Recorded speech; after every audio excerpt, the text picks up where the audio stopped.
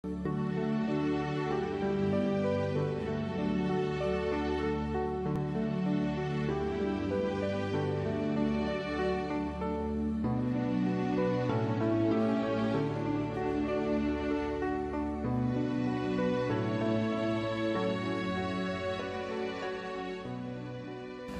때는 뭐 아버지께서 공무원이셔가지고 그렇게 뭐 굶거나 이러진 않았었거든요. 그런데 늘 아쉬웠던 게 뭐냐면 친구들이 조금 더 좋은 브랜드 옷을 입을 때 저는 그러지 못했고, 친구들이 뭐 예를 들어서 축구화를 좋은 걸 샀다.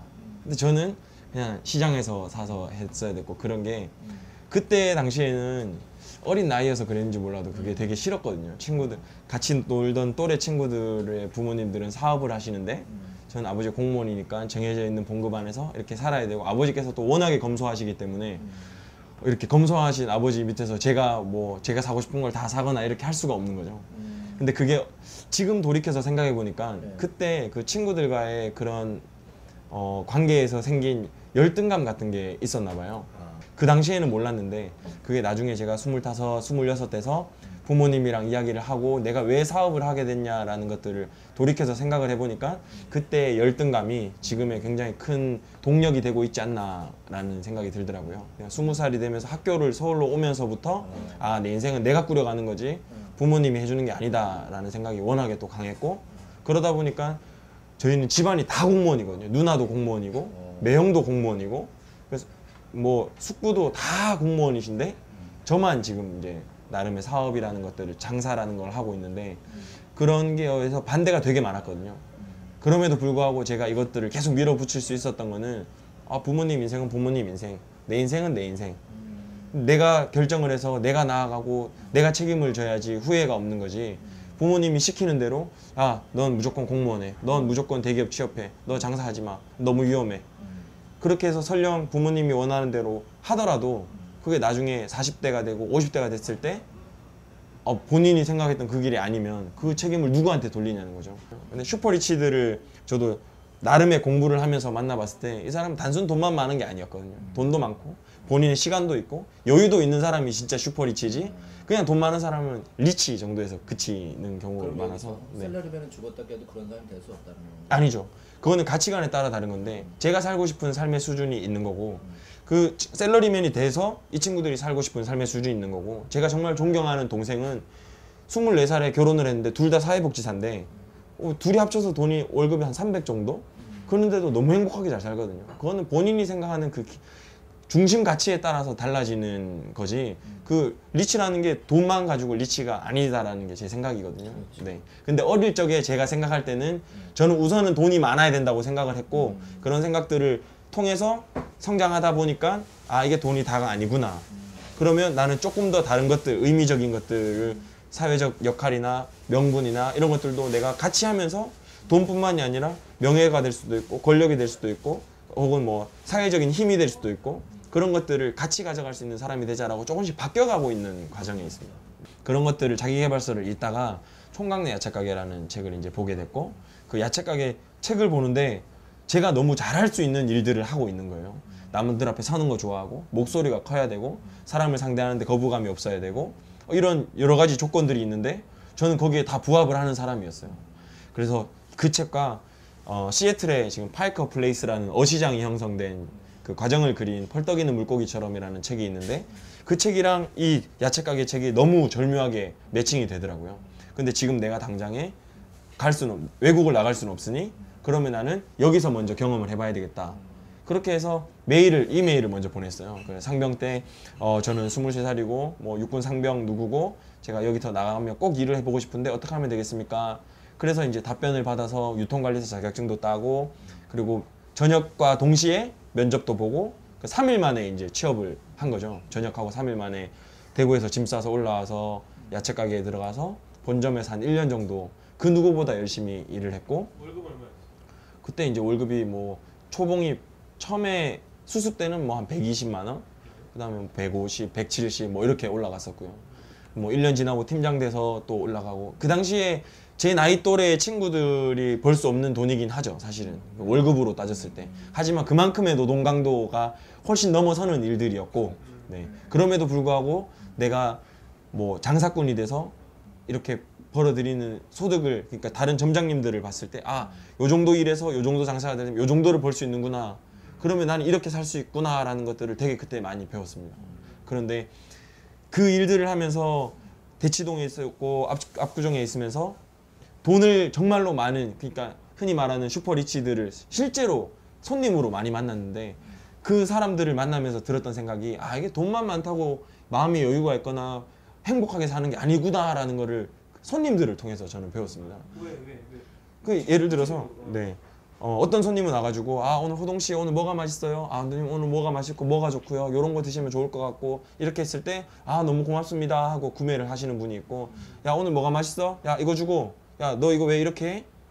그냥 정말 우리를 얕잡아 보는, 그러니까 사람을 무시하는 그런 분들도 계시고, 그러니까 뭐 골프를 치고 외제차를 타고 한다고 다 부자가 아니다라는 생각을 하게 된 거죠.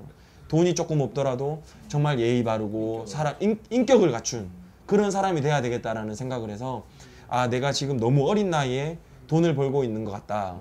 내가 조금 더 사회에서 조금 더 다양한 경험들을 하고 다양한 어떤 활동들을 하고 사람을 만나고 그러면서 충분히 나의 프레임을 전체적으로 넓힐 필요가 있겠다라는 생각을 하게 돼서, 그래서 과감하게 그때 점장이었던 것들을 내려놓고 나와서 다시 학교로 돌아오게 된 거거든요. 학교로 들어간 이유가 그럼 공부하면서 대외 활동하면서 해외 봉사 가면서 다른 친구들이 흔히 말하는 스펙들 쌓으면서 저는 다양한 경험을 했고, 이것들을 하는 과정에서 내가 정말로 잘할 수 있는 게 뭔가를 다시 한번 생각을 하게 됐고, 아, 나는 결국에는 사람을 만나는 일이 나한테는 가장 적합한 일이다. 그럼 사람을 만날 수 있는 직업 중에서 뭐 부동산도 있고 뭐 영업도 있고 강사도 있고 뭐 세일즈맨도 있고 여러 가지 중에서 그 안에서 또 내가 제일 잘할 수 있는 거를 찾다 보니까 그래, 내가 해본 거고 정말 잘할 수 있었던 거, 장사를 다시 해보자. 대신에 그냥 장사를 잘하는 사람은 너무 많고 이렇게 해서 돈을 잘 버는 사람은 너무 많다. 그러면 내가 나중에 하고 싶은 강연가가 되는 데 있어서 아, 조금 어려울 수도 있겠다. 그럼 장사를 하는데 장사를 남들보다 재밌게 그리고 문화적으로 젊은 친구들이랑 으쌰으쌰 하면서 새로운 형태의 장사를 해보자. 그렇게 해서 시작된 게 이제 청년장사꾼이라는 단체입니다. 네. 2012년 1월 1일에 젊은 친구 5명이 모여가지고 포항에 이제 호미곶에 해돋이 축제할 때 무릎 담요랑 손난로를 가지고 갔습니다. 1월 1일에 손난로를 가지고 가서 노점으로 장사를 시작을 했고, 그때 노점을 하면서 아, 이 친구들이랑 내가 함께 하면은 다 할 수 있겠다. 뭐든 잘 팔 수 있고 재밌게 할 수 있겠다. 그래서 매월 이제 프로젝트를 시작을 했습니다. 첫 달에는 손난로를 팔았고, 둘째 달에는 손난로를 명동에서 나눠주면서 플래시몹을 했고, 셋째 달에는 그 무릎 담요를 떼가지고 축구 경기장 앞에서 팔았고, 뭐 그 다음 달에는 사회적 기업 빅이슈랑 같이 해서 프로젝트를 한번 했었고, 그 다음에 전통시장을 활성화하는 프로젝트를 했었고, 그 문화적인 프로젝트를 하되 이 안에 무조건 장사라는 게 들어가 있도록 해서 프로젝트를 진행을 하다가 8월쯤 됐을 때 아, 이제 우리 되겠다. 이제는 정말 주사위를 던질 때가 됐다 해서 오케이, 그럼 내가 지금 살고 있는 집 보증금을 뺄 테니 이 5천만 원으로 우리가 한번 매장을 내보자. 그래서 1호점을 이제 이태원에 자그마한 카페를 시작하게 됐습니다. 네. 저는 필드가 없는 강사는 정말 이거는 수명이 짧다고 생각을 하기 때문에 저는 장사를 계속 지속적으로 열심히 하면서 매일매일 새로 생기는 에피소드들, 새로 만나는 손님들, 그리고 새로 하는 프로젝트들, 뭐 국군의 날 때 군복을 입고 광복절 때 만세삼창을 하고 그런 소소한 이벤트들이 저한테는 그게 컨텐츠거든요. 그런 컨텐츠들을 끊임없이 생산을 해내면서 새로운 강연을 할 수 있는, 매번 다른 강연, 매번 다른 PT를 할 수 있는 그런 강연가가 되기 위해서 지금도 장사는 장사대로, 강연은 강연대로 이렇게 하고 있습니다. 제가 개인적으로 생각하기로 뭐 강연가가 됐건 혹은 유명한 분들이 나와서 TV에서 이야기하는 게 됐건 그런 게 성공 스토리가 되게 많은 것 같은데, 물론 그런 성공 스토리도 와닿고 그런 것들을 통해서 희망을 가질 수 있지만 그런 분들은 그 이면에 분명히 많은 고생들을 하셨을 거라고 저도 생각을 하고, 저도 실제로 그렇게 지금 하고 있는데, 저는 인터뷰 같은 것들을 하면 제일 많이 듣는 질문이 언제 제일 힘드세요? 언제 제일 힘드셨어요? 어떻게 극복하셨어요? 라는 질문을 굉장히 많이 받거든요. 네, 저는 언제나 지금이 제일 힘들거든요. 왜냐하면 지금도 결정할 것들이 너무 많고 제가 어떤 결정을 내리고 어떤 이야기를 하고 이 자리에서 제가 어떻게 판단하느냐에 따라서 같이 하고 있는 식구들이 다 달라지는 거죠. 그런 게 저한테는 너무나 큰 거기 때문에 제가 어떻게 보면 이 친구들을 책임지고 끌고 가고 있는 입장에서 너무 큰 부담이기도 하거든요. 사실은 아직은 어린 나이기도 하고 경험도 부족하고 처음에 시작할 때는 정말 친구들이 볼 때마다 안쓰러워할 정도로 다크서클이 심했고 잠도 못 잤고 맨날 불면증이었고 뭐 잠을 뭐 많이 자야 하루에 3-4시간씩 자고 이랬었거든요. 근데 이거를 그렇게 제가 그런 짐들을 안고 간다고 제가 스스로 힘들어한다고 남들이 아 너 정말 이렇게 힘들어하니까 너 정말 열심히 하는구나 너 대단하다 이렇게 봐주지 않거든요. 결과가 좋아야지. 이 지금 제가 힘들어하는 게 그게 다가 아닌 거죠 사실은. 오히려 이 힘든 거를 잘 받아들여 가지고 즐거움으로 바꾼 다음에 그 즐거움을 가지고 더 많은 일들을 해냈을 때 그래야 제가 남들한테 아 저는 이렇게 했습니다라고 이야기할 수 있다고 저는 생각을 했거든요. 저는 다른 친구들이 지금 토익 공부를 하고 스펙을 쌓는 게 저는 대단해 보여요. 정말 너무나 진심으로. 물론 사회에서는 뭐 도서관에서 처박혀서 남들과 천편일률적인 길을 가는 친구들에서 조명을 하고 있지만 저는 제가 그렇게 못하기 때문에 이 친구들이 대단하다고 생각을 하거든요. 근데 그 친구들 중에서도 분명히 본인은 그렇게 안정적인 삶을 살고 싶은 친구들이 있거든요. 그러면 저는 이 친구들은 되게 본인의 목표를 이루기 위해서 힘든 길을 가고 있는 거라고 저는 생각을 하고 있거든요. 저는 제가 가지고 있는 목표를 가는 과정에서 힘든 것들을 이겨내고 있는 거고 저는 이게 두 개가 같다고 생각을 하고 있어요. 지금 제가 이제 27인데 저는 빚이 지금 1억이 넘게 있고요. 지금도 빚을 계속 갚아 나가야 하는 상태고 이 친구들이 제가 예를 들어서 여기서 다 포기하고 나버리면 이 친구들은 다시 또 새로운 길을 찾아 나가야 되는 친구들이에요. 저희 멤버 중에는 중졸도 있고요. 고졸도 많고요. 대학교 자퇴한 친구들도 절반이 넘어요. 굉장히 어려운 친구들이 많아요. 그런데 멤버들 중에서 잘 살거나 혹은 많이 가지고 있거나 백그라운드가 좋은 친구들은 하다가 오래 못 버티고 다 나가요. 그래서 저는 그걸 보면서 저는 또 느낀 점이 나도 마찬가지지만 다른 사람들도 똑같구나. 본인이 정말로 스스로를 벼랑 끝으로 몰아넣고 배수의 진을 치고 절박하고 절실해야지만 그래야지만 거기서 초인적인 힘을 발휘해서 그것들을 극복을 해나갈 수 있지. 그 책에도 나오더라고요. 책에도 제일 끝에 나오면 절박함이라는 그런 포인트가 있더라고요. 근데 저는 그게 너무 소중하다고 생각을 하거든요. 내가 다 가지고 있고 그 가지고 있는 게 20대에 본인이 가지고 있으면 얼마큼 가지고 있겠습니까? 해봐야 정말 자기가 돈을 많이 모아서 몇 천만 원? 혹은 학벌? 스펙? 그 사람들이 가지고 있는 그거는 사실은 꺼내놓고 보면 정말 작은 부분임에도 불구하고 그 요 조그마한 것들을 잃기 싫어가지고 아둥바둥 살고 있는 거죠 사실은. 저희 매장 같은 경우에는 기본적으로 매장의 아이템이나 자리나 이런 것들은 전혀 중요하지 않습니다. 그래서 주변에서 프랜차이즈 문의도 많이 들어오고 정말 뭐 100개가 넘는 문의가 들어왔고 그거를 고민을 굉장히 많이 했던 때가 있었어요. 한 매장당 1000만 원씩만 받아도 그게 10억이 되고 그 10억은 저희한테는 작은 돈이 아니거든요.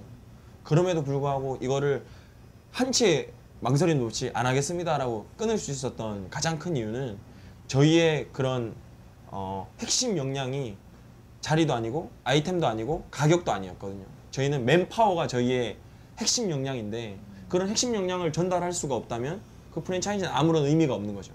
그러면 그 핵심 역량이 그 맨파워 열정과 연결이 되는데 그 열정을 유지하는 것들은 혼자서는 사실은 쉽지 않거든요. 내가 아무리 잘나가지고 열심히 뛰어다녀도 그거는 하루 이틀 지나면 시들기 마련이고 사그라들기 마련이거든요. 근데 저희 멤버들은 같이 살면서 사리를 부대끼면서 지금 뭐 작은 방에 거의 6, 7명씩 같이 살면서 그렇게 하루에 24시간을 함께 쓰다 보니까 서로가 한 명이 지치면 나머지가 끌어주고 두 명이 지치면 또 다른 사람이 와서 끌어주고 서로가 계속해서 자극제가 되는 거죠. 그래서 아까도 말씀드렸다시피 절실한 친구들이다 보니까 그만큼 목표도 명확하고 그러다 보니까 기본적으로 에너지가 좋은 것 같아요. 가진 게 없거든요.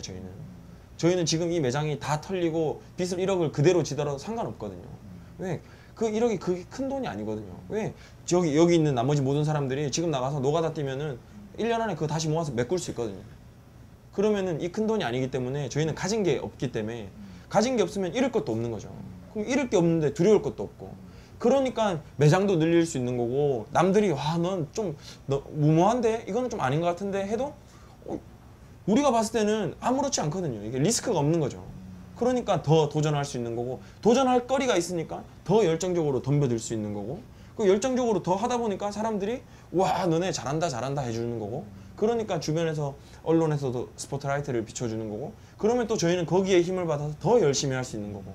그래서 이게 선순환 구조만 만들어지면 저희가 멤버들이 들어와서 더 열심히 하고 이 친구들이 더 좋은 시장 가치를 만들어내고 이게 언론에 비춰졌을 때 더 좋은 멤버들이 영입이 되고, 그러면은 A급 인재가 들어와서 A 플러스가 되고, 또 그 다음엔 A 플러스 인재가 들어와서 S급으로 또 올라갈 수 있는 거라고 저희는 생각을 하거든요.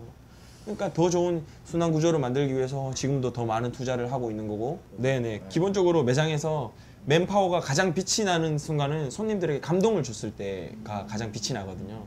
손님들한테 감동을 주는 방법은 여러 가지가 있는데, 정말 맛있거나 먹었을 때 와, 내가 태어나 처음 먹어보는 맛이야, 혹은 이렇게 싸? 미안할 정도로 싸거나, 혹은 정말로 재밌거나, 혹은 정말로 이 멤버, 직원과 손님이 교감을 했을 때 감동을 느낀다고 하더라고요. 네. 그래서 그 감동을 주는 포인트를 찾다가 그 중에서 우리가 가장 잘 줄 수 있는 포인트는 뭐 가격도 있고 맛도 좋지만 우린 재미있게 하자. 그러면 재미있게 장사했을 때 손님들이 즐거워하는 그게 감동이다. 그러면 어떻게 재밌게 할 거냐.